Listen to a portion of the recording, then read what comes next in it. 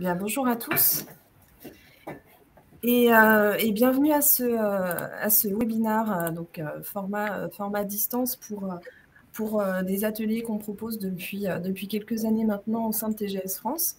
Merci de votre présence. Je vais d'abord commencer par nous présenter, Nicolas et moi, et puis nous pourrons dérouler le sujet qui nous rassemble. Donc, je me présente, Marie Biassi, juriste en droit social au sein du groupe TGS France depuis plus de 14 ans maintenant, et puis plus particulièrement au service des PME dans le cadre d'un accompagnement complet autour de la paie et du droit social. Voilà, et ravie d'être avec vous aujourd'hui. Nicolas. Bonjour à tous, Nicolas Sanchez, donc je suis avocat en droit du travail. J'ai rejoint le groupe TGS en juillet, voilà, donc du côté de Bordeaux. Voilà. Merci Nicolas. Donc, le sujet qui nous rassemble aujourd'hui, c'est le numérique et surtout l'impact du numérique dans le rôle de l'employeur et comment en faire une force, comment en tirer les bénéfices, histoire de ne pas subir par rapport à tous ces objets numériques qui nous accompagnent dans la vie personnelle autant que professionnelle. L'objectif ici, c'est de vous citer des obligations, mais aussi des droits, et puis surtout des moyens d'utiliser ce numérique dans votre rôle d'employeur. Alors, Nicolas va commencer par les moyens de garantir en fait des bonnes conditions de travail pour vos salariés et sécuriser surtout les données. Et puis, on parlera un peu plus tard de certains outils pratiques, en fait, outils numériques pour faciliter la gestion de vos salariés. Nicolas, c'est à toi. Donc,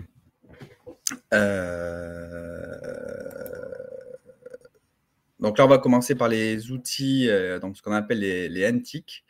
Donc, les NTIC, voilà, je vous ai remis la petite définition, nouvelle technologie de l'information, de la communication, qui désigne donc l'ensemble des technologies permettant de traiter les informations numériques et de les transmettre. Voilà, ça me paraissait logique de vous remettre cette définition parce que souvent on utilise ce résumé de NTIC, mais derrière on ne sait pas trop ce qu'il y a. Donc ça va reprendre tout ce qui est mail, SMS, outils informatiques, Internet, réseaux sociaux. Voilà, donc c'est bien de se reposer la base de la définition. Donc après, ça implique différentes problématiques, puisque tous ces outils, nos salariés, vos salariés, les utilisent au quotidien dans l'exercice de leurs fonctions pour pouvoir assumer leur mission. Mais derrière, il peut avoir des conséquences en cas de mauvais usage. Et donc l'intérêt, c'est de pouvoir réfléchir, de se dire comment je peux contrôler l'utilisation de ces NTIC dans le cadre de leur fonction, étant précisé qu'il y a des principes de respect de la vie privée qu'il est impératif de prendre en compte si on veut pouvoir utiliser à bon escient les contrôles que l'on mettra en place dans l'entreprise. Donc tout d'abord, le premier principe, c'est la base, c'est tout le monde utilise actuellement Internet dans le cadre de ses fonctions. C'est un outil que tout le monde est amené à un moment donné à utiliser, que ce soit en télétravail ou sur son poste de travail au sein du bureau, voire lors d'un déplacement. Voilà. Donc, vous pouvez contrôler l'accès informatique, l'accès à Internet et le bon usage d'Internet par vos salariés, puisque le principe, c'est qu'il y a une présomption d'utilisation professionnelle. Bon, donc le salarié ne peut pas utiliser à mauvais escient Internet, notamment pour aller sur des sites illicites. Vous avez la faculté d'encadrer cet usage. Voilà. Et si vous pouviez constater un mauvais usage d'Internet, de là pourraient découler des sanctions. Voilà, parce qu'il y a une présomption d'utilisation professionnelle. Donc ça, c'était le premier point, c'était l'usage d'Internet. L'autre point aussi qui pose débat, qui peut poser difficulté, c'est l'usage des mails. Donc là encore, il y a des principes d'utilisation professionnelle de la messagerie. Bon. Néanmoins, il peut arriver qu'un salarié, via son ordinateur, utilise sa messagerie personnelle. Bon. S'il utilise sa messagerie personnelle, tout ce qui est identifié comme personnel, ça, vous n'avez pas la faculté de consulter ces messages personnels. d'accord? Vous pouvez consulter la messagerie professionnelle parce qu'il y a un usage professionnel, mais par contre, l'aspect personnel, vous ne devez pas le consulter parce qu'il y a une présomption de protection de la vie privée, de secret des correspondances. Bon, donc ça, c'est la limite. Néanmoins, il peut arriver, notamment pour des salariés qui ont accès à des informations, on va dire stratégiques, notamment des commerciaux, où vous avez des soupçons de concurrence déloyale, que vous soyez amené à solliciter la consultation de ces messages personnels, puisque vous pouvez soupçonner donc des actes, déloyaux. Bon, parce qu'il y a un principe général du droit qu'un salarié a une obligation de loyauté envers son employeur, que ce soit mentionné ou non dans son contrat de travail. C'est un principe de fidélité générale. Bon. Et auquel cas, vous saisissez un juge pour obtenir l'autorisation, via un huissier, d'aller saisir les messages que vous pensez être déloyaux et qui pourraient vous porter préjudice. Mais ça, vous ne pouvez pas le faire de façon unilatérale. Il faut avoir cette autorisation du juge, qu'un huissier intervienne et que l'huissier intervienne en présence du salarié. Voilà, ça c'est impératif pour pouvoir se ménager des moyens de preuve loyaux et que vous pourriez utiliser après dans le cadre d'une procédure de licenciement ou dans le cadre d'une procédure judiciaire. Alors, autre problématique qui découle nécessairement, c'est la surveillance de façon plus générale de l'ordinateur du salarié. Donc là, c'est pareil, présomption d'utilisation professionnelle. Je confie un ordinateur à mon salarié, c'est pour qu'il en fasse un usage professionnel. Bon, donc là encore, le salarié peut identifier sur son ordinateur des fichiers qu'il pourrait qualifier de personnels. Là, par contre, ces fichiers qui pourraient qualifier de personnels, vous ne pouvez pas les consulter. Après, ce qu'il faut savoir, c'est qu'un salarié s'était amusé dans une affaire à qualifier son disque dur de personnel. Bon, pour justement que l'employeur ne puisse jamais y avoir accès. Bon, ça n'avait pas été reconnu légitime parce que là, c'était manifestement un abus manifeste du salarié pour éviter tout contrôle de son ordinateur. Voilà. Mais sinon, le principe, c'est que s'il y a un fichier qui est identifié comme personnel sur l'ordinateur, vous ne pourrez pas le consulter. Voilà. Néanmoins, le salarié ne peut pas mettre un code crypté qui vous empêche tout accès à son ordinateur. Ça, c'est pareil, ça, c'est pas valable de la part du salarié, c'est déloyal. Voilà. Puisque vous pouvez quand même avoir besoin, en cas notamment de maladie, d'avoir accès à l'ordinateur du salarié pour accéder à des fichiers, à des devis, à des factures, voilà, des documents qui vous permettraient d'assurer la continuité du service durant son arrêt de travail. Autre point, donc là, on est sur l'usage du téléphone. Bon, donc là, c'est pareil. Je remets à mon salarié un téléphone portable pour qu'il puisse exercer ses missions. Bon, là encore, c'est un usage professionnel. Néanmoins, on ne peut pas interdire fondamentalement que le salarié utilise son téléphone professionnel à des fins personnelles. Après, tout est question de proportionnalité. Si dans l'analyse des relevés de notes téléphoniques, vous voyez qu'il y a un usage manifestement abusif du téléphone par des appels, par exemple le week-end ou tard le soir, là, on pourra aller envisager le cas échéant de sanctionner le salarié ou le cas échéant de refacturer des appels identifiés personnels et en dehors du temps de travail pour pouvoir récupérer le surcoût que ça a occasionné pour l'entreprise. Bon, mais là encore, voilà, toujours avoir à l'esprit le principe de proportionnalité, voilà, et qu'il y a quand même une tolérance de la part de la Cour de cassation sur un usage privatif du téléphone. Ensuite, autre point, voilà, les SMS. Alors les SMS, il faut savoir qu'actuellement, dans quasiment tous les contentieux prud'hommes, on a des SMS qui sont produits. Alors soit ils sont produits par le salarié qui, grâce à ces SMS, va tenter de justifier, par exemple, des actes de harcèlement ou qu'on lui a demandé de faire des heures supplémentaires qui n'ont pas été rémunérées. De la même façon, un employeur peut utiliser également les SMS échangés avec son salarié pour pouvoir assurer sa défense. Voilà. C'est des éléments de preuve qui sont intéressants. Je vous invite, quand vous avez des conflits avec des salariés, à bien conserver les échanges et je vous invite également à bien mesurer les réponses que vous pouvez faire. Parce que des fois, on est tenté, on échange par SMS, voilà, et on dit des choses qui après peuvent être défavorables dans le cas d'un contentieux. Je fais le parallèle pareil avec les mails. Attention aux réponses qu'on peut apporter à un salarié pris des fois dans le feu de l'action. Voilà, il faut toujours bien mesurer. C'est des messageries instantanées. mais ça peut après nous desservir après dans le cas d'un contentieux. Donc, alors juste si tu peux revenir, Marie, parce que voilà. Donc, tout ça pour vous dire que là également, c'est le même principe hein, qu'on voit depuis le début. C'est un principe d'utilisation professionnelle, d'accord? Donc, c'est un téléphone professionnel, il envoie des SMS, vous pouvez y avoir accès. Après, voilà, on ne peut pas consulter des SMS qui seraient identifiés comme personnels. Voilà, ça reste le même principe, vous avez vu, pour l'ensemble des NTIC. Voilà. Il y a un usage professionnel, présomption, on peut les consulter, sauf tout ce qui est identifié comme personnel. Voilà. Donc, la problématique de tous ces outils, ça pose une difficulté, notamment quand on arrive sur des ruptures. Pourquoi? Parce que le salarié, à un moment donné, soit on lui a mis à disposition ces outils-là de façon uniquement professionnelle, et auquel cas, on peut pouvoir récupérer ces outils immédiatement lors de la notification d'une rupture. On peut le dispenser d'exécution de préavis. On n'a pas besoin d'attendre la fin du préavis pour récupérer ces outils. Néanmoins, quand on lui aura mis à disposition des outils pour un usage également personnel, là, on sera contraint d'attendre la fin du préavis pour pouvoir lui récupérer. Ce qui peut poser difficulté dans certains cas, c'est que laisser trop de temps aux salariés à utiliser ces outils, c'est aussi lui laisser le temps de préparer un dossier contre vous, de récupérer les SMS, de récupérer les mails. Bon.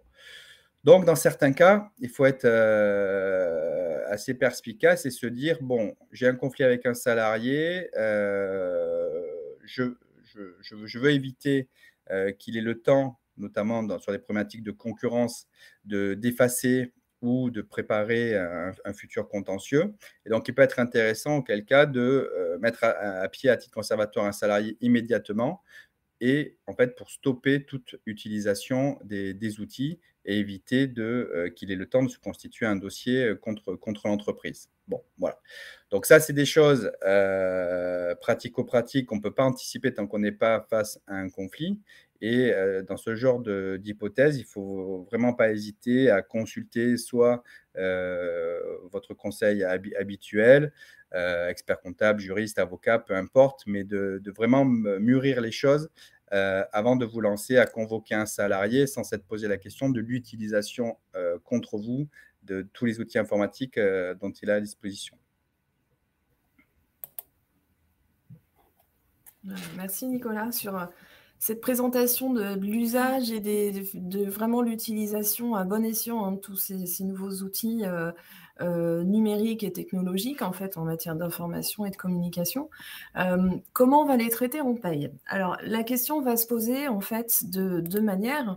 On va surtout voir celle où c'est un outil qui est mis à disposition par l'employeur, mais où le salarié va en avoir un usage privé, en partie ou en totalité.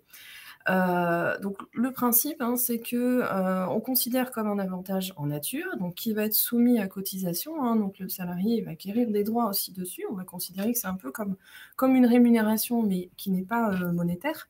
Donc ça va être un avantage en nature si cet outil est mis à la disposition permanente du salarié, donc autant pour son activité professionnelle que pour un usage privé. Donc, quels que soient les outils. Donc, en termes d'outils, on va parler d'outils matériels. Aujourd'hui, on voit de plus en plus, et dans beaucoup de métiers où on ne les voyait pas avant, un téléphone, une tablette, un ordinateur, qu'il soit portable ou pas, des logiciels ou progiciels, des clés 3G, 4G, etc. pour donner accès à Internet en déplacement. Mais du coup, le salarié va pouvoir s'en servir à tout moment.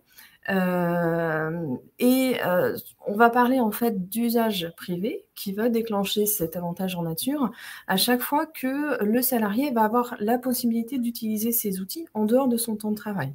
Je prends l'exemple du téléphone portable. C'est pas forcément évident de pouvoir le désactiver en dehors des horaires stricts de travail. Ça aurait probablement très peu d'intérêt. Donc, dans certains cas, on va retenir la notion d'avantage en nature qu'on va devoir mettre sur le bulletin de salaire. Comment l'évaluer?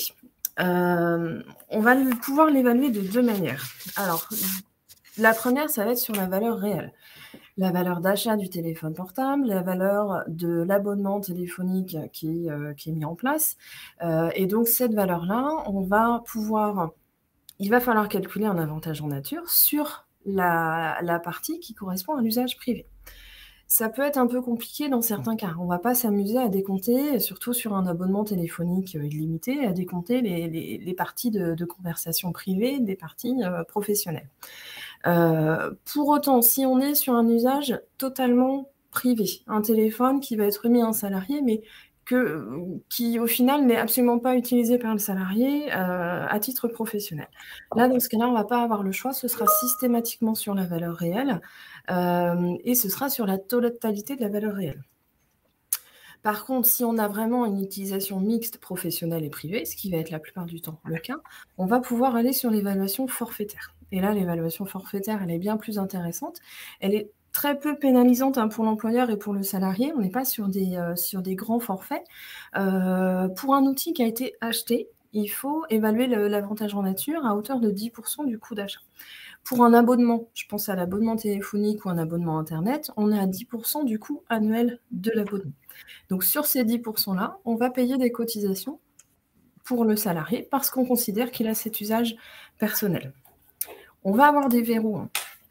Vous allez voir, c'est certaines exceptions. Et on rentre souvent dans ces exceptions quand on a un écrit auprès du salarié, et c'est vrai que c'est ce qu'on va recommander, qui mentionne, on fait la liste en fait du matériel, des logiciels, de tout ce qui est abonnement, et qui est mis à disposition du salarié. Et si on limite cet usage de cet outil à un usage professionnel par écrit, on est dispensé de calculer un avantage en nature. Voilà. La même chose, si on considère que l'utilisation, je reprends toujours celui du téléphone parce que c'est probablement celui qui est plus fréquent, l'utilisation du téléphone découle d'obligations professionnelles, ce qui est la plupart du temps le cas. Dans ce cas-là, l'usage privé, si l'usage est raisonnable, on a une tolérance et là encore, on n'aura pas d'avantage en nature à calculer. Donc, c'est intéressant toujours de privilégier l'écrit. Ça, Nicolas, tu pourras le confirmer aussi. Dans tous les cas, il faut des traces écrites pour bien préciser que ce qui a été remis au salarié est bien à vocation professionnelle. Et à partir de là, on n'aura pas du tout ces avantages en nature qui risquent d'être redressés si jamais on ne les calcule pas. Deuxième point que je ne vous ai pas mis sur la diapo, mais ça peut arriver aussi que le salarié ne veuille pas avoir deux téléphones portables, un pro, un perso, il ne veut pas lâcher sa ligne personnelle. L'employeur peut choisir aussi, avec l'accord du salarié, de prendre en charge une partie de l'abonnement personnel du salarié. Et là, dans ce cas-là, cette prise en charge, elle sera au maximum de 50% des frais engagés par le salarié, sauf à pouvoir prouver une répartition différente de l'usage professionnel et l'usage personnel de l'outil ou de l'abonnement. Voilà, sur cette partie, utilisation des outils et puis les obligations de l'employeur, en sachant que on peut mixer tous ces outils, notamment par l'intermédiaire du télétravail. Nicolas? Alors, le télétravail, thématique très à la mode depuis surtout deux années. Je suppose que tout le monde ici a connu du télétravail au cours des 2 dernières années, avec des avantages et des inconvénients, notamment avec des enfants en bas âge. C'est pas évident d'arriver à concilier les deux. Bon. Maintenant, si vous voulez, c'est un dispositif suite à ces événements qui est vraiment ancré. Il y a eu des évolutions législatives. Jusqu'alors, le télétravail a existé, mais c'était pas aussi médiatisé et aussi rentré dans les mœurs, alors que désormais, c'est vraiment quelque chose. Les candidats demandent: est-ce que j'ai droit à du télétravail? Est-ce qu'il y a une charte télétravail, un accord télétravail? Bon.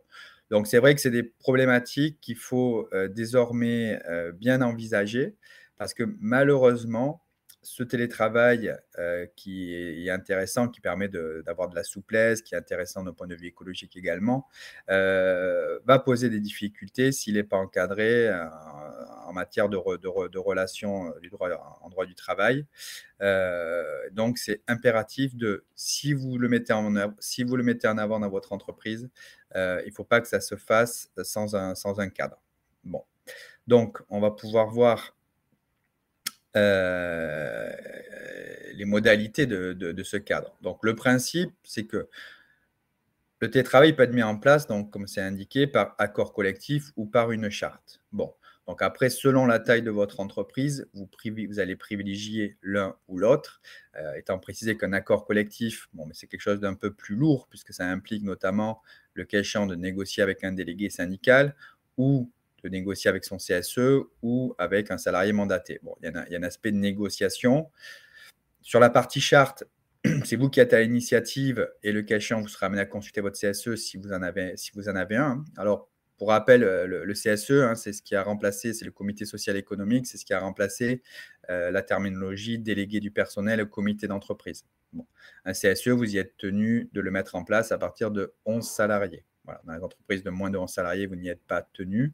Voilà. Donc, si vous en avez un, ça fera partie des choses sur lesquelles il faudra consulter le CSE si vous envisagez de mettre en place une charte de télétravail. Bon. Donc après, la question va se poser, c'est est-ce que vous réglementez le recours au télétravail pour une utilisation régulière avec des salariés qui vont être en majorité en télétravail la plupart de leur temps, ou est-ce que ça va être quelque chose de plus ponctuel, plus occasionnel dans la relation de travail? Bon.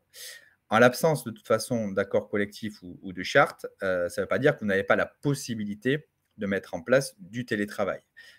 Pour ça, il suffit de justifier de l'accord du salarié, que les deux parties sont d'accord pour télétravailler, alors soit par un avenant au contrat de travail de façon simple, soit par tout autre moyen, un échange de mails, un courrier. Voilà. Le tout, c'est de formaliser l'accord et qu'on n'est pas venu imposer le télétravail. De la même façon qu'un salarié ne pourra pas unilatéralement venir vous imposer le télétravail. Voilà.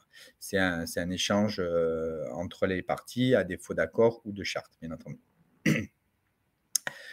Donc, si le télétravail a été motivé et mis en place dans l'entreprise par un accord collectif ou une charte, ça sera votre référentiel. Voilà. Donc, et en fonction, si vous refusez le télétravail, il faudra justifier pourquoi, au titre de l'accord, vous refusez le télétravail. Bon. Donc, toutes ces problématiques-là de télétravail, il faut vraiment avoir un référentiel dans l'entreprise. Ça, c'est vraiment très, très important pour bien cadrer les choses. Pourquoi? Parce qu'au final, un télétravailleur, ce n'est pas un salarié différent des autres. Ce n'est pas un salarié qui est soumis au droit du travail de façon dérogatoire. Il y a un contrat de travail. La seule différence, c'est qu'il est exécuté au domicile du salarié et pas à titre principal dans les bureaux. Bon. Et ça, il ne faut pas l'oublier, quoi. Parce que si vous l'oubliez, si ce salarié-là, vous pensez qu'il n'est pas tenu aux mêmes règles, ça peut être le début du problème. Notamment, il faut être très vigilant sur la masse de travail et le travail que va assurer ce télétravailleur. Pourquoi? Parce que de façon générale, l'employeur a une obligation de sécurité vis-à-vis de ses salariés. Tu peux juste revenir ouais, juste sur la slide. Voilà. Vous avez une obligation de sécurité. Alors, cette obligation de sécurité, c'est quoi? Ça veut dire que vous devez vous assurer que votre salarié, il exécute ses fonctions sans subir de risques professionnels. Bon. Et le télétravailleur, il est soumis à cette obligation de sécurité. Bon. Donc, il faut être très vigilant au fait que le salarié ne travaille pas 10, 11, 12 heures derrière son écran à son domicile, quand bien même c'est son choix et qu'il s'est organisé de la sorte. Là, actuellement, on a de plus en plus de contentieux sur ce genre de problématique, où on a des salariés qui, la journée, vont amener leurs enfants à l'école le matin, commencer à télétravailler à 10 heures, s'arrêter à 16h30 pour aller chercher les enfants et se remettre à travailler à 20h, 21h quand ils sont couchés. Bon. Et ça donne des gens qui vont avoir une amplitude horaire très large et qui vont travailler la nuit. Tant qu'il n'y a pas de difficulté, de litige, de conflit, tout va bien. Et le jour où il y a un conflit, on va se retrouver avec des demandes devant le Conseil des prud'hommes de travail de nuit, de travail de journée de 10-12 heures. Et là, c'est le début des ennuis de demande de rappel de salaire et bien entendu d'une violation d'obligation de sécurité parce que le salarié va nous dire que le télétravail a empiété sur sa vie privée. Bon. Donc, il est impératif d'avoir ce cadre-là. Vous voyez? Parce que le salarié, de bonne foi au début, eh beh, il va organiser son temps et vous allez voir que ça marche et tout, donc tout le monde va être content. Mais malheureusement, le jour où ça dégénère, eh beh, là, il y a tout sera oublié et si on n'a pas anticipé les choses, si on n'a pas cadré le salarié en disant: «Là, je note que tu travailles en décalé, je ne te demande pas de travailler en décalé, tu as des horaires de travail à respecter comme si tu étais au bureau». Voilà, il faut vraiment penser à ça. Un télétravail, on ne le lâche pas dans la nature, on l'oublie pas. Ça, c'est très important. Voilà. D'où l'intérêt de formaliser, encore une fois, je reviens, c'est très important, le cadre de ce télétravail. Voilà. C'est bon pour la slide d'après. Et donc pourquoi? Parce que, il a été créé ce qu'on appelle le droit à la déconnexion. Voilà, dans la droite ligne de l'obligation de sécurité, le législateur est venu mettre un garde-fou et a créé ce droit à la déconnexion. Voilà, donc c'est un peu particulier comme terminologie, mais l'idée c'est qu'il y ait quand même une articulation entre la vie personnelle et professionnelle du salarié. Voyez? Donc, vigilance sur ce télétravail, étant précisé que ce droit à la déconnexion, au-delà du télétravailleur, il va aussi concerner les salariés qui sont occupés en forfait jour. Alors les forfaits jours, vous en avez peut-être dans vos entreprises, c'est un dispositif qui est très intéressant puisque ça permet de comptabiliser le temps de travail en jours et non plus en heures et donc de s'affranchir de problématiques sur le suivi, du temps de travail des salariés. Bon, donc ça concerne des populations en principe de cadres ou d'itinérants non cadres, donc de personnes qui ont une autonomie dans la gestion de leur temps de travail.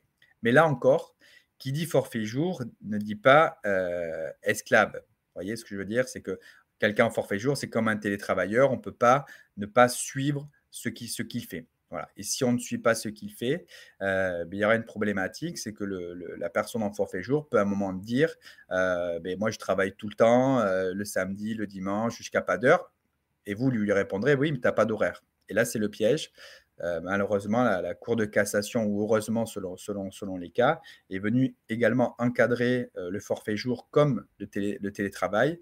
Et vous devez, si vous avez des salariés en forfait jour, de suivre leur masse de travail et de vous assurer, à minima annuellement, formaliser ça dans un entretien, que votre salarié, son poste, il assume de façon tout à fait correcte, qu'il n'est pas en souffrance au travail, que certes, il est en forfait jour, il a la latitude pour organiser son temps de travail, mais ça n'empiète pas non plus sur sa vie privée, il n'est pas en burn-out. Et là, c'est important de formaliser ce suivi-là, parce que là encore, le forfait jour, comme le télétravail, sont des dispositifs qui sont intéressants, mais qui peuvent dégénérer sur des conflits prud'hommes et avec les mêmes problématiques de violation de l'obligation de sécurité de l'employeur, de demande de rappel de salaire, d'exécution déloyale du contrat de travail. Voilà.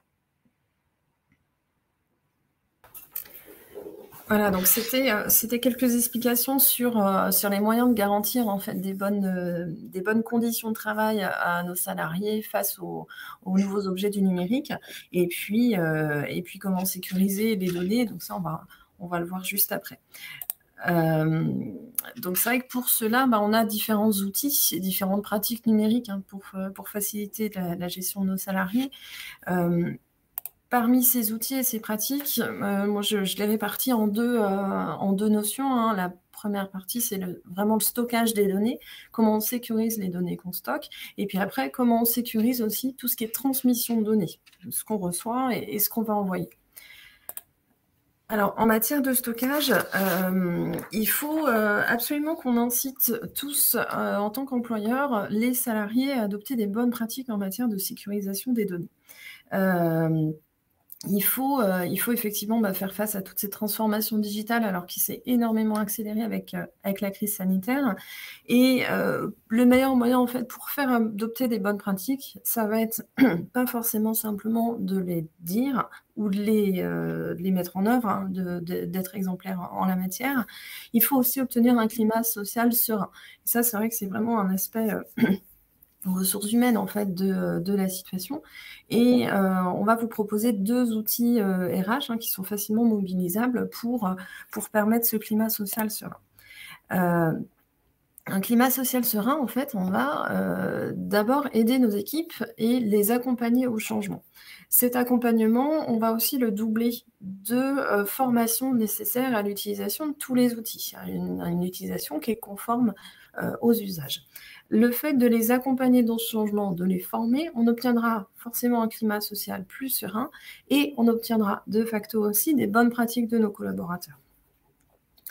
Donc d'abord, pour accompagner au changement. Cette notion de conduite du changement, en fait, pour que nos salariés puissent adopter les bonnes méthodes en matière informatique, c'est important, on peut retenir 4 étapes. La première, ça va être d'expliciter et de clarifier les enjeux. On clarifie qui fait quoi. Qui fait quoi en télétravail, qui fait quoi en présentiel, comment on garantit la santé de nos salariés, quel est le service client minimum qu'on veut avoir, qu'on soit en présentiel ou en télétravail, comment on fait pour être autant ou plus performant avec les nouveaux outils au quotidien. L'idée est bien sûr de ne pas régresser. Donc on explique et on clarifie pourquoi on fait les choses. On communique également. Alors, en communication interne, ça permet d'obtenir l'adhésion des salariés. Est-ce qu'on trouve ça juste qu'une secrétaire ne fasse pas de télétravail? Est-ce que ce nombre de jours de télétravail est acceptable ou pas? La même chose pour l'utilisation d'un téléphone. Pourquoi certains en ont? Pourquoi certains n'en ont pas? Une tablette, exactement la même chose. On transmet et on répète aussi pour que ce soit entendu, compris de tous. On forme, ça on va le voir dans la diapo d'après. Alors c'est une obligation légale, je vous l'expliquerai. Et puis on accompagne, donc on fait régulièrement le point avec nos équipes. On adapte aussi les dispositifs en place en fonction du retour de nos équipes. On n'attend pas les frictions avant de bouger. Donc ça c'est des réflexes en fait à adopter en matière de conduite du changement pour aider en fait nos équipes à évoluer, à faire face à tous ces nouveaux outils. On les accompagne aussi en matière de formation, d'une manière générale, d'utilisation aux outils. Alors, c'est pas forcément qu'une question de génération. On va avoir des personnes qui vont être très vite, très à l'aise avec des nouveaux outils qui vont être déployés dans une entreprise et d'autres qui vont avoir plus de difficultés. On peut pas laisser ces derniers à la traîne en se disant il va falloir qu'ils s'y mettent tout seuls, il va falloir qu'ils se forment tout seuls. Non. On a une obligation générale en tant qu'employeur d'assurer ce qu'on appelle l'employabilité de son salarié, donc de faire en sorte qu'il évolue au fur et à mesure de l'évolution des pratiques internes des entreprises. Et il faut qu'on fasse en sorte que, on ne le fait pas évoluer uniquement par rapport aux innovations qui sont dans sa propre entreprise. Il faut qu'il puisse à nouveau être employable. Si à un moment on doit se séparer de lui, alors pour tout un tas de bonnes ou de mauvaises raisons, il faut qu'il puisse retrouver un emploi, qu'on ne l'ait pas enfermé pendant toute une vie professionnelle sur un outil en particulier et qui ne soit pas du tout habitué à utiliser tout un tas d'autres outils qui seraient déployés dans d'autres entreprises.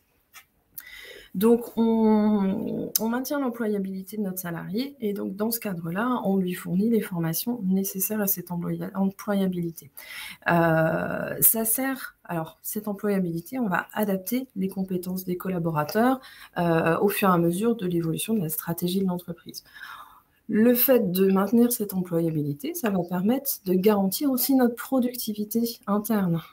Tout le monde avance ensemble au service de la performance d'une entreprise et donc ces formations permettent également de contribuer à cette performance globale. C'est un outil aussi à formation qui va permettre de fidéliser les salariés, de les conserver, de leur montrer notre intérêt et puis d'apporter toute notre intention en fait à nos salariés et qui vont nous le rendre, notamment en termes de motivation. Ils vont se sentir impliqués, ils vont se sentir reconnus. Donc, en plus de la conduite du changement, adopter des pratiques de formation régulières au fur et à mesure de l'évolution des outils numériques qui sont employés au sein de votre entreprise. Voilà, en matière d'obligation, là, c'est plus toi, Nicolas, sur la gestion des données. Alors, là, l'idée, c'était de vous faire juste un petit rappel sur les dispositions liées au RGPD qui sont très récentes de 2018, voilà, alors qui concernent à la fois les données personnelles des salariés, mais qui vont concerner aussi les données personnelles que vous pouvez récolter de vos clients, de vos fournisseurs. Donc, cette loi sur le RGPD, voilà, elle impose aux entreprises d'assurer la confidentialité des données personnelles qu'elles vont être amenées à récolter dans le cadre de leur activité. Bon. Plus particulièrement, l'application en droit du travail, c'est que vous êtes amené, quand vous embauchez du personnel, de solliciter des données du salarié. Son nom, son prénom, son adresse postale, son numéro de sécurité sociale, sa date de naissance et ainsi de suite. Bon. Ces données, elles sont impératives et nécessaires pour pouvoir faire une déclaration d'embauche, pour pouvoir faire un contrat de travail, pour pouvoir faire un bulletin de paye. Et ça, tout au long de la vie du salarié dans votre entreprise. Bon. La difficulté, c'est que si ces données-là, elles sont malheureusement piratées, votre système informatique est piraté et se retrouve sur le net, sur les réseaux sociaux ou ailleurs, ça peut porter préjudice à votre personnel. Il y a de plus en plus de problématiques de fraude aux cartes d'identité, aux fausses cartes vitales, voire aux plaques d'immatriculation également. Bon. Et donc, l'employeur est responsable de la protection de toutes ces données. Voilà. Donc ça, c'est impératif que, et ça, quelle que soit la taille de l'entreprise, hein, vous devez assurer une protection de ces données. Alors, après, selon la taille de vos entreprises, vous pouvez avoir recours à des prestataires informatiques qui vont vous permettre de sécuriser vos réseaux et vos données personnelles. Mais c'est vrai que ça, c'est une responsabilité forte qui existe maintenant sur les entreprises, avec quand même des amendes qui sont assez conséquentes. Bon. Donc, c'est une obligation légale. On pense des fois que dans nos petites structures, on n'est pas forcément tenu à ça, mais malheureusement, si. Voilà. Donc, l'idée, c'était juste de vous faire ce rappel-là. Il peut être intéressant d'adopter ou opportun d'adopter ce qu'on appelle une charte informatique qui vont réglementer au sein de votre entreprise l'usage et la protection des données. Bon, ce n'est pas impératif. Voilà. Mais c'est bien d'avoir ça à l'esprit, que vous avez cette responsabilité en tant qu'employeur. De la même façon que vous avez une obligation de sécurité que j'évoquais tout à l'heure, vous avez aussi une obligation de protection de ces données vis-à-vis de votre personnel. Voilà. Donc, voilà, vigilance sur ce point-là.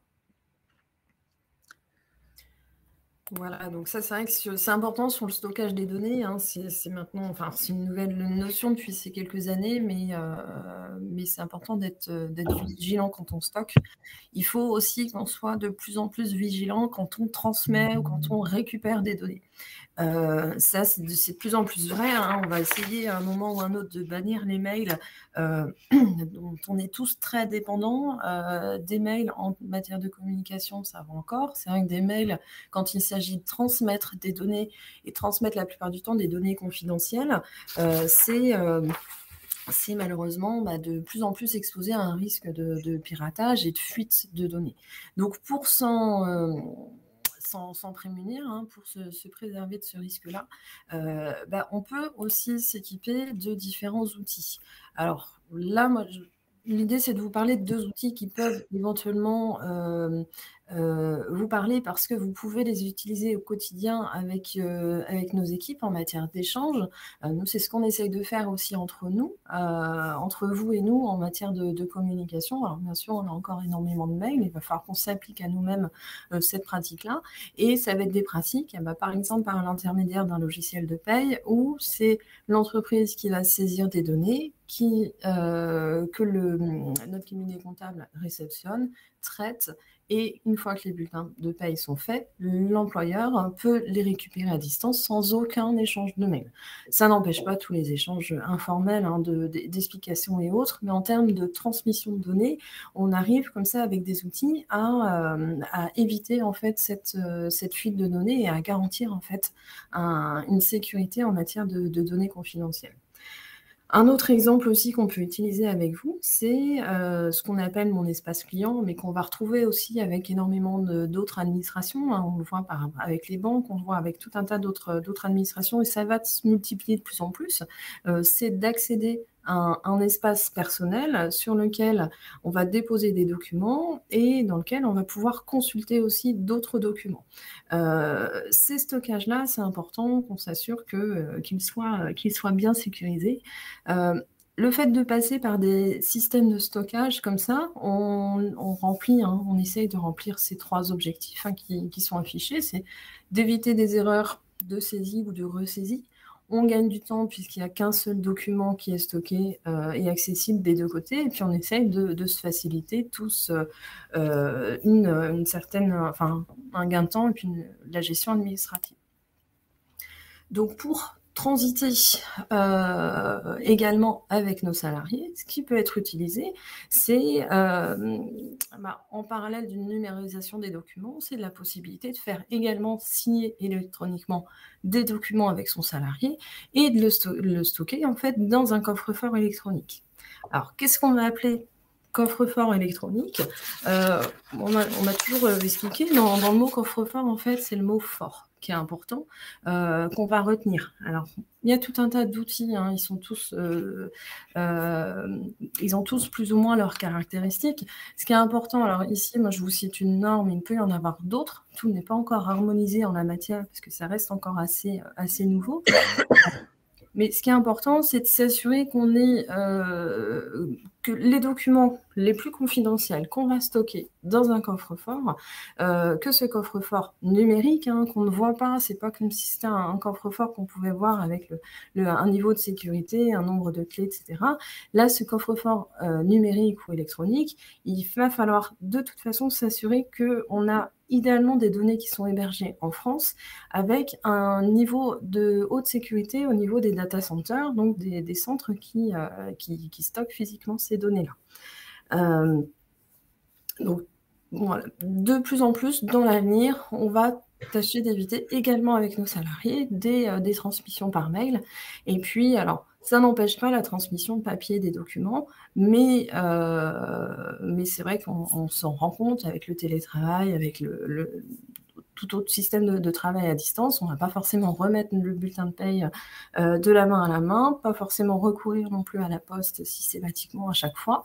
Donc, un outil de stockage commun à l'employeur et aux salariés pour les documents qu'on a échangés avec lui peuvent être intéressants. Donc, pourquoi utiliser ce coffre-fort? La même chose qu'un système de transmission hors mail. On gagne un temps, on réduit les coûts, des coûts d'impression, des coûts d'envoi, et puis on améliore la sécurité de ces données personnelles qui sont importantes. Ça permet également la simplification de l'archivage du côté des salariés. Et puis, en matière de responsabilité sociétale de l'entreprise, c'est vrai que plus on veut essayer de respecter notamment le principe du zéro papier, plus on va recourir à ces types d'outils.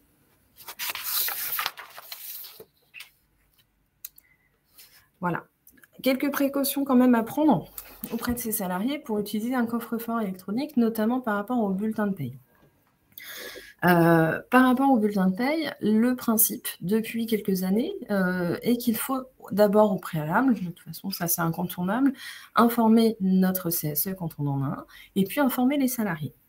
Par défaut, le salarié qui ne s'opposera pas à l'envoi d'un bulletin de paie de façon électronique, s'il ne s'oppose pas dans le délai d'1 mois qui suit cette information, il sera considéré comme ayant accepté cet envoi électronique. Donc, c'est simplement les oppositions, donc les salariés qui auront exprimé leur souhait de ne pas recevoir en fait leur bulletin de paie électronique, qui ne le recevront pas et pour qui il faudra toujours continuer de le transmettre en papier.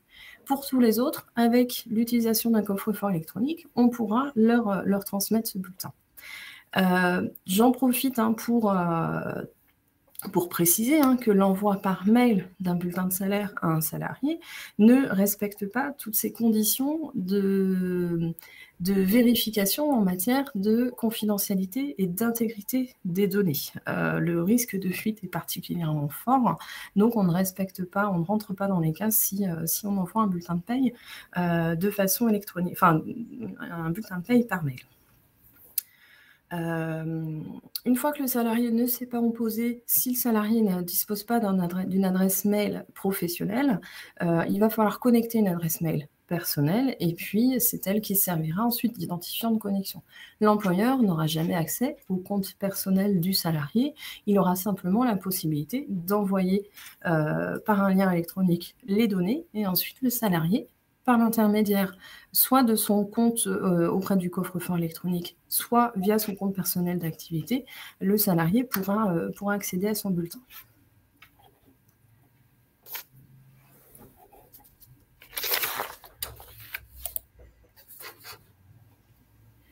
Une autre manière d'utiliser le numérique en fait, pour optimiser la gestion de ses salariés, c'est d'utiliser la signature électronique.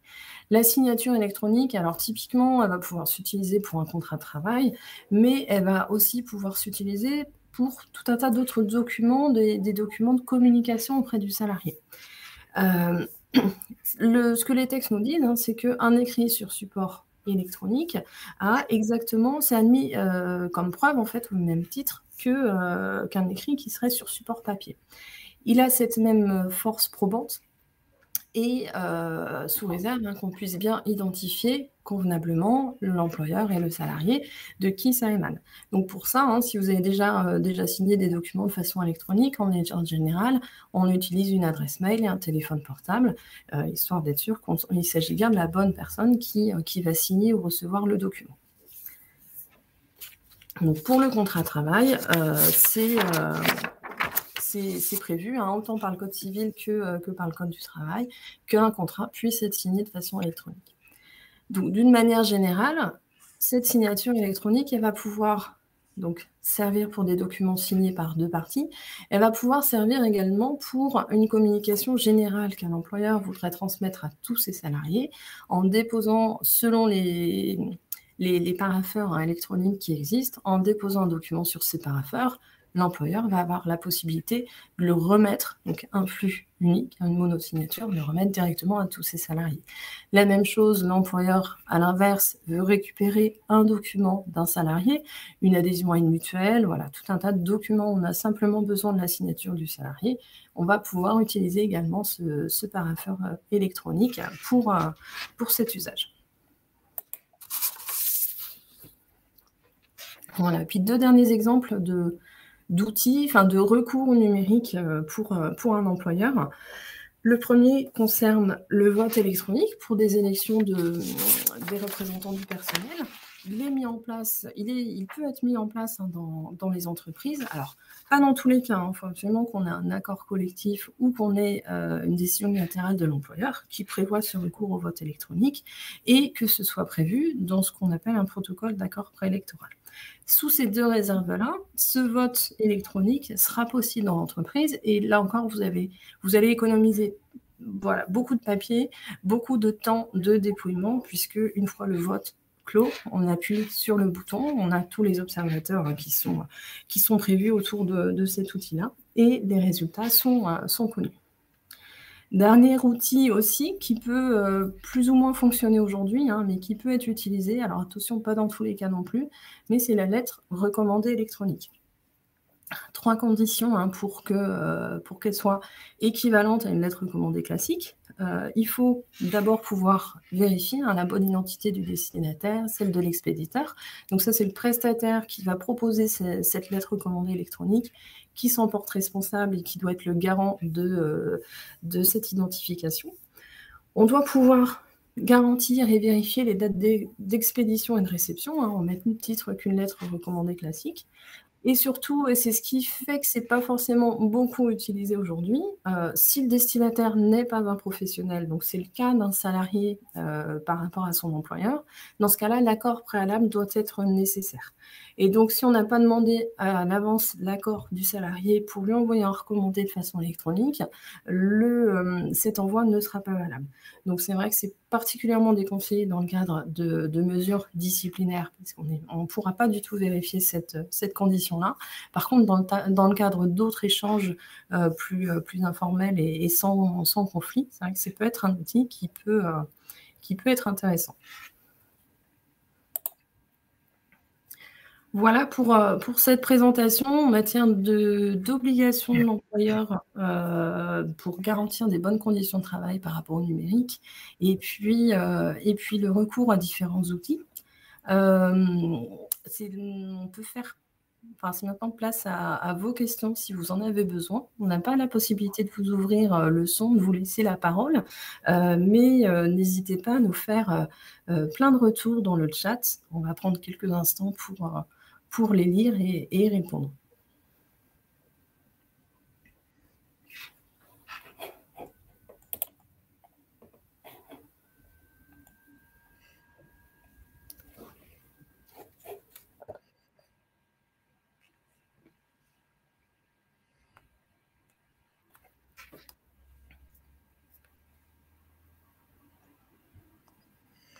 Alors, en attendant qu'il y ait éventuellement quelques questions, Oui. ce qu'on peut ajouter, c'est que quand vous embauchez un salarié, il y a un acte qui est très important, c'est le contrat de travail. Il ne faut pas sous-estimer le contrat de travail. Alors, pourquoi? Parce que dans un contrat de travail, vous allez pouvoir régir des choses essentielles à la relation de travail, notamment la durée de travail et la rémunération, mais également des choses complémentaires, comme on a pu voir sur l'usage, par exemple, des outils informatiques, cette mise à disposition, la réglementer, mais également aborder d'autres problématiques, style la mobilité ou encore la clause non-concurrence. Donc, bien se poser la question quand vous embauchez, voilà, l'acte du contrat de travail, ce n'est pas un acte anodin. Et c'est vrai que des fois, les employeurs, certains, pas tous, peuvent avoir tendance à sous-estimer cet acte et à essayer de télécharger des modèles ou même ne pas faire signer de contrat de travail. Donc, vraiment, c'est juste en aparté, bien réfléchir à vos contrats de travail. Ça ne veut pas dire nécessairement qu'il faut faire des contrats de travail de 20 pages. Hein. Il faut trouver une juste mesure parce que tout ce que vous mettrez dans votre contrat de travail, ça vous engage contractuellement. Mais il y a quand même des choses essentielles qui sont opportunes de mettre ou le cas échéant de compléter par des écrits parallèles au contrat qui ne vous engagent pas, mais que ce sont quand même des écrits. D'accord? Donc vraiment, une embauche, ça se réfléchit à l'avance, surtout sur des postes un peu stratégiques. Bon. Alors, je vois qu'il y a une question, Marie. Oui, donc Guillaume qui nous demande, peut-on accéder à un compte mail de salarié en cas d'absence prolongée? Est-ce que tu Alors, veux répondre? Ouais. c'est exactement c'est une très bonne question en fait, parce que souvent la problématique elle se pose de là. Et ce qu'on remarque également, c'est que des salariés souvent en longue maladie ou également pour d'autres types d'absence, on se rend compte quand on passe derrière eux, qu'on confie le poste à quelqu'un d'autre, ben là, des fois, on se rend compte que ben, là où le salarié nous collait plein d'heures supplémentaires, en fait, le poste, les tâches sont réalisables dans un temps tout à fait normal. Ou alors, on va se rendre compte effectivement que ben, le salarié, il y avait des manquements dans l'exécution de ses fonctions qui étaient cachés. Bon. Ce qui peut découler, malheureusement, au retour ou pendant à des procédures de licenciement ou à des reprises en main avec des salariés qui auraient un peu trop abusé d'une autonomie ou de la confiance qu'on leur aurait témoignée. Et l'accès au mail est vraiment une problématique, puisque, ça permet d'assurer la continuité du service, notamment avec des équipes de commerciaux. Donc, un compte professionnel, vous allez pouvoir y accéder. Il n'y a pas de difficulté. La problématique, après, c'est voilà, les mails personnels que le salarié pourrait avoir également sur son Outlook, par exemple. Là, vous ne pourriez pas y avoir accès. Mais la messagerie professionnelle, il y a une présomption d'utilisation professionnelle, c'est des échanges professionnels. Donc, à partir du moment où ils vont vous permettre d'assurer la continuité du service, vous pouvez y accéder. Voilà.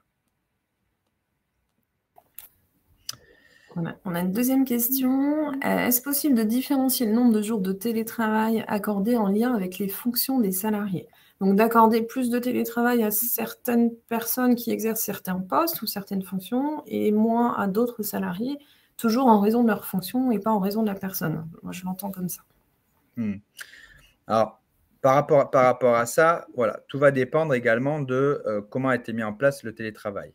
Dans certaines entreprises, donc il y a un accord collectif qui est mis en place et on va dire le droit à télétravailler, c'est 3 jours par semaine ou 2 jours ou 1 jour. Voilà, c'est encadré. Bon, donc voilà, tout va dépendre du référentiel qui existe ou de la charte de télétravail et ce que vous aurez mis dans votre charte. Bon, à défaut d'accord ou de charte, donc ça veut dire, comme je disais tout à l'heure, que ça va être d'un commun accord avec le salarié qu'on va s'entendre sur le télétravail.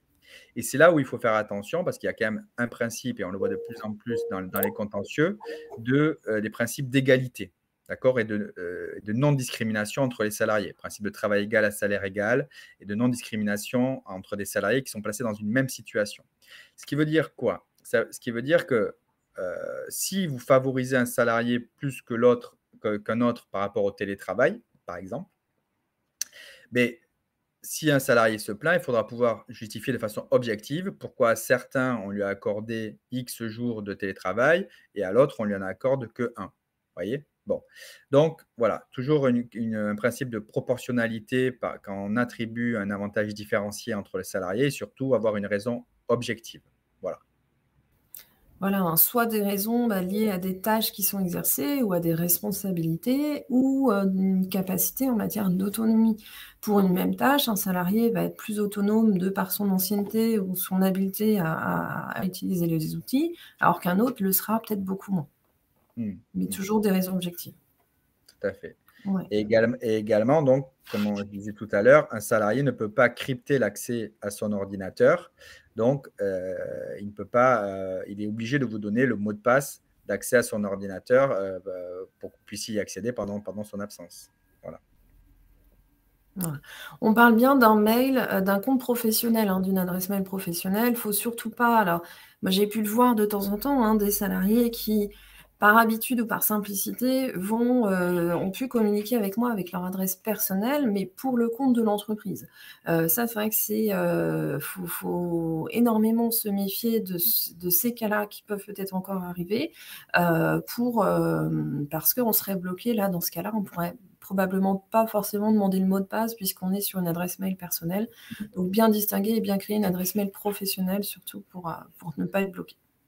Ou l'autre problématique qu'on peut rencontrer aussi, on l'a dans certains dossiers, c'est un salarié qui est en arrêt de travail, que vous le sollicitiez pendant son arrêt de travail par des mails ou des SMS, hein, que ce soit sur, pour le coup, son téléphone professionnel ou personnel. On va avoir des salariés qui vont après vous reprocher du harcèlement, une atteinte à leur vie privée, au respect de leur arrêt de travail, et vont aller sur le terrain du harcèlement. Voilà. Donc, les échanges avec un salarié en arrêt de travail, il faut vraiment être précautionneux voilà, et être vigilant parce que derrière, ça peut être après utilisé à mauvais escient. Voilà.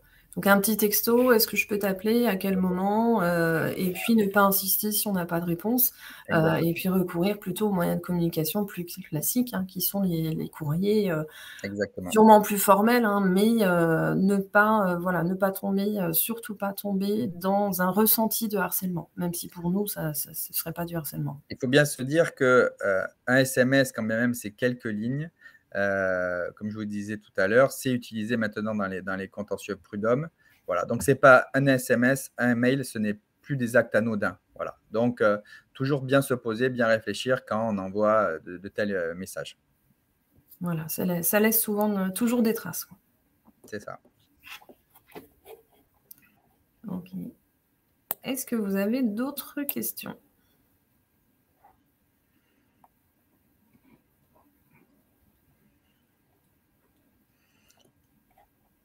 Alors, en complément, juste pour compléter, puisque c'est quand même des choses qui sont revenues pendant cette visio, actuellement, dans quasiment tous les contentieux prud'hommes qui font suite notamment à des licenciements, outre la contestation du licenciement, on a des revendications de rappel d'heures supplémentaires, on a des demandes de harcèlement moral et toute l'utilisation des NTIC concourt à justifier ces demandes de la part du salarié. D'accord? Donc, c'est pour ça que, voilà, j'insiste, de la vigilance avec tous ces outils-là et également sur la mise en œuvre des télétravails ou des forfaits jours. Voilà. Nicolas, je vais te laisser ajouter, on aurait dû vous mettre nos adresses mail hein, sur cette dernière diapo. Je vais te laisser l'ajouter dans le chat de façon à ce que bah, si les uns ou les autres vous avez des questions plus particulières hein, sur ces sujets-là, que vous puissiez revenir vers nous ou vers le lien de communication que vous avez eu dès le début lors de l'inscription pour bah, qu'on puisse rééchanger ensemble avec vous sur une problématique en particulier. Voilà. Si on n'a pas d'autres questions, on va pouvoir clôturer ce webinaire. On vous remercie beaucoup, Nicolas et moi, pour votre attention, votre présence virtuelle à distance, et puis nous restons à votre disposition. Merci à Voilà. tous. Merci à tous. Au revoir. Au revoir.